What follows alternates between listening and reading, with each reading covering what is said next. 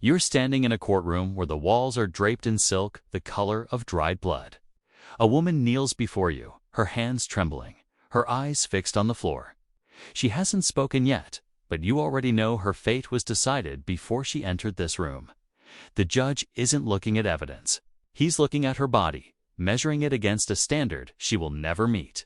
It's no matter how perfectly she performs the role assigned to her. You watch as they bring in the tools, not weapons tools.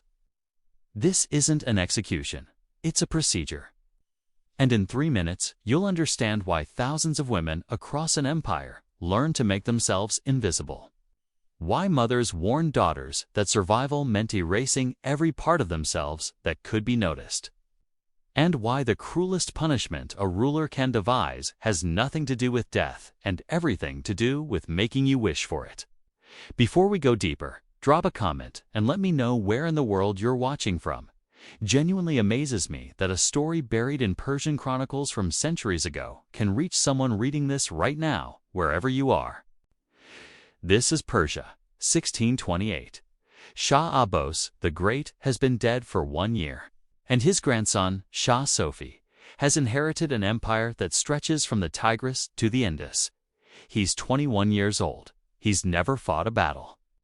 And he's about to prove that the most dangerous ruler isn't the one who wages war on enemies, it's the one who wages war on his own people. Starting with their women, the Safavid court in Isfahan is a place of impossible beauty. Gardens where fountains run with rosewater.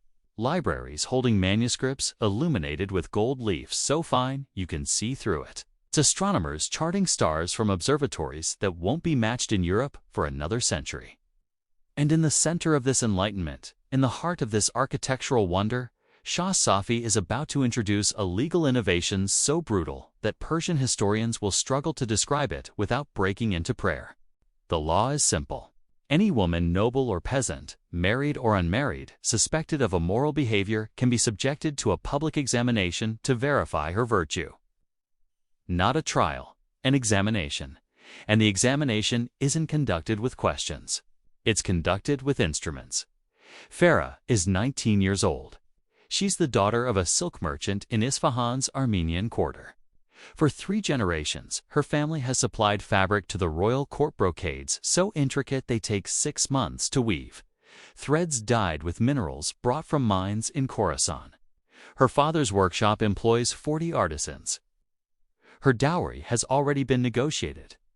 In 2 months, she'll marry the son of a spice trader, and their combined wealth will secure both families for generations. Then a neighbor tells a magistrate that Farah was seen speaking to a man who wasn't her father or brother. That's all it takes. The accusation doesn't need proof. Under Shah Safi's new interpretation of Sharia law interpretation, most Islamic scholars will later condemn as a perversion suspicion is sufficient. The magistrate sends guards to Farah's home at dawn. They don't arrest her. They don't give her family time to appeal. They take her directly to the courthouse in the city center, a building with blue-tiled domes that tourists photograph today without knowing what happened in the rooms below. Farah is brought to a chamber where 5 men wait: a judge, a physician, 2 religious officials, a secretary to record findings. No women. Her mother isn't allowed inside. Her father waits in the courtyard, surrounded by guards, forced to listen. The physician is a man named Hassan al-Razi. We know his name because he kept a private journal, discovered in the archives of the Golestan Palace in the 1970s. The journal is clinical, detached, the handwriting steady. But between certain entries, there are ink stains where his hand paused, blots that suggest something broke through the professional distance he tried to maintain. In his entry dated July 14, 1628, he writes, "The girl they brought today could not have been more than 18 winters. She wept without sound, as if her voice had already been taken from her. The examination lasts 17 minutes. Al-Razi's journal doesn't describe the procedure in detailed Persian. Decorum prevents it, but he records the outcome. Farah is declared compromised. The evidence is biological, unavoidable. The result of horse riding, manual labor, or any of a dozen natural causes that the court refuses to consider. The physician knows this. Everyone in the room knows this. It doesn't matter.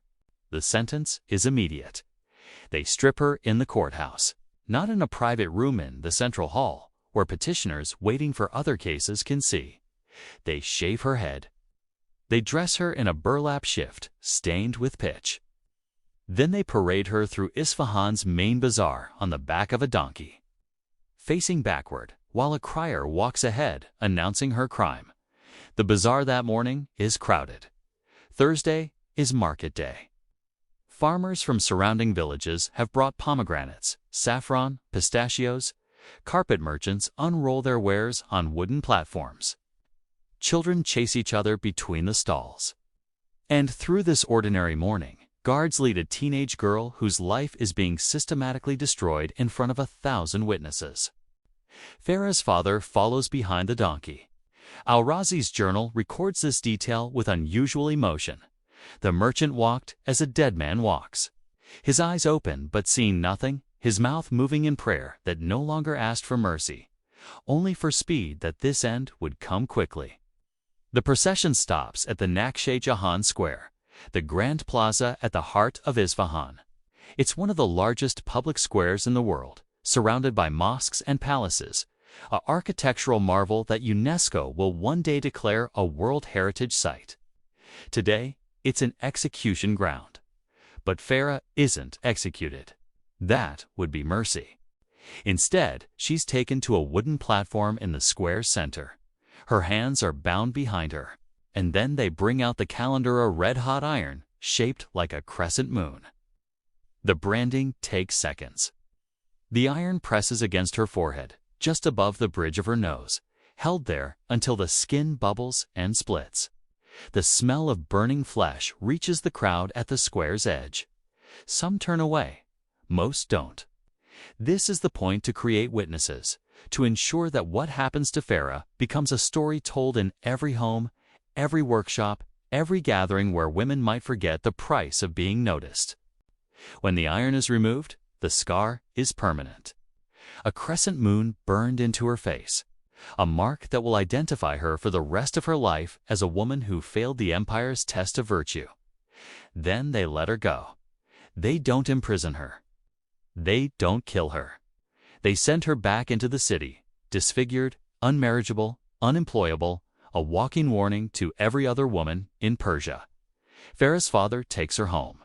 The wedding is canceled. The dowry is returned. Within a month, her family's contracts with the royal court are terminated, not officially, just quietly redirected to other suppliers. Her younger sister's engagement dissolves. Her brother's application to join a merchant guild is denied without explanation. One accusation, one examination, one brand, and 3 generations of prosperity collapse. Al-Razi's journal contains 47 entries describing similar cases over the next 18 months. 47 women brought to that chamber, ages ranging from 14 to 39. Noble women whose families had advised the Shah's grandfather. Peasant girls accused by rivals. A widow whose only crime was refusing a magistrate's marriage proposal. In every case, the examination finds them wanting. In every case, the brand is applied. And in every case, they're released back into a society that will never let them forget. One entry stands out. September 1629. A woman named Shiran, 23 years old, daughter of a calligrapher in the royal library. Her accusation comes from a rejected suitor who tells authorities she was seen unveiled near the St. Paul Bridge. The examination proceeds as usual, but when they bring the iron to her face, Shiran doesn't scream. She doesn't beg. According to Al-Razi, she looks directly at the judge and says 7 words in Persian. "This mark will outlive your name." The physician records that he thought about those words for weeks afterward, because she was right. We know Shiran's name from his journal. We don't know the judge's. After the branding, Shiran walks out of the courthouse and disappears into Isfahan's back alleys. For 3 months, no one knows where she went. Then reports begin to surface of a woman in a black chador, face covered except for the crescent scar, moving through the city's poorest neighborhoods. She's teaching women to read, not literature, law. Specifically, the actual Quranic law regarding accusations of immorality, the verses that require 4 male witnesses and multiple testimonies, standards that Shah Safi's courts have abandoned. She creates an underground network. Women teaching women the legal defenses their society denies them. When a girl is accused, Shiran's network mobilizes finding witnesses, documenting timelines, creating enough doubt that some magistrates quietly drop cases rather than face scrutiny. It works for 11 months. In August 1630, guards raid a house in the Armenian quarter where 30 women have gathered. They find manuscripts, copies of legal texts, annotated in Persian and Armenian, distributed among the group. Teaching women the law isn't technically illegal, but teaching them to resist the Shah's interpretation of it is sedition. All 30 women are arrested. This time, there's no examination, no pretense of procedure. They're taken directly to Nakhchivan Square, and what happens there takes 6 hours. Al-Razi's journal from that day is different. The handwriting is unsteady. Entire passages are crossed out, rewritten, crossed out again. At one point, the ink smears water damage or something else. He writes, "I was required to attend, to certify that the sentences were carried out according to law. I stood in the square and I watched, and I cannot write what I saw because to write it would be to make it real again, and I cannot bear for it to be real again." But he does write it, 3 pages later, in fragments. The youngest was 14. They made them kneel in a line. The irons were heated in braziers brought from the royal forge. One by one, some fainted before their turn came. The guards revived them with water. Shiran went last. She did not look away. When it's over, 30 women bear the crescent scar. But Shiran receives an additional punishment. They brand her a second time on her hands, across both palms, so she can never hide what she is, never perform even the simple transactions of daily life without displaying her mark. Then they ban her from Isfahan. Not from Persia, just from the city. She can't return to her father's house. Can't visit the library where her father still works, copying manuscripts in a scriptorium where he once hoped his daughter might follow his craft. She's exiled to the rural provinces, to a village near the Zagros Mountains where no one knows her story, where the scar is just a scar without context. She lives there for 22 years. In 1652, a traveling scholar from India passes through the village and meets an elderly woman running a small school for girls. The woman's face is scarred, her hands marked with old burns. But she's teaching poetry, mathematics, astronomy subjects that even Isfahan's best tutors reserve for male students. The scholar asks her name. It doesn't matter, she tells him. Names are what they take from you first. But he records the encounter anyway, in a travel diary that survives in the collection of the British Library. He describes her as a woman of profound learning and bitter history, who taught with the intensity of one who knows that knowledge is the only thing they cannot burn out of you. That's the last record we have of Shiran. Shah Safi ruled Persia for 14 years. During that time, over 800 women were subjected to the examination and branding, a conservative estimate from fragmentary court records. The actual number is likely higher. Many cases were handled by local magistrates whose records are lost. Many women never made it to court, dealt with by families who preferred private punishment to public shame. The practice officially ended when Shah Safi died in 1642, possibly from alcohol poisoning, possibly from assassination. The sources disagree. His son, Abbas II, quietly discontinued the examinations without formally condemning them. No apology was issued, no pardons granted. The branded women simply faded from official history, their scars becoming family secrets, then footnotes, then forgotten entirely. Except in one place. In the Armenian quarter of modern Isfahan, there's a small museum dedicated to the city's Christian minority. It's housed in a centuries-old building that once served as a community center. In the basement, behind a locked door that requires special permission to access, There's a room containing 30 pieces of fabric. They're fragments of headscarves, preserved under glass, each one stained with blood and bearing a small embroidered crescent moon in the corner. A memorial, created by someone who wanted future generations to know. The plaques don't list names, many were probably never recorded, but each scarf is accompanied by a date and a single word in Armenian. Witnessed, not victim, not martyr. Witnessed. Because that's what Shah Safi understood. What every ruler who weaponizes shame against women understands, the cruelty isn't in the punishment itself. It's in making sure everyone sees it, making sure the victim carries the evidence permanently, turning her body into a warning that other women can't escape no matter where they look. Farah, Shiran, and 800 others bore those warnings. They walked through markets, raised children, grew old, and died still carrying the mark of a system that needed them destroyed to keep other women afraid. Tourists visit Isfahan today for the mosques and bridges, the tilework and gardens. They take photos in Nakshi Jahan Square without knowing it was a branding ground. They admire the Siosapal Bridge where Shiran was accused. They buy scarves from vendors in the Armenian quarter, silk and cotton in brilliant colors. Without knowing what those crescent moon embroideries once meant, the architecture survived, the beauty survived.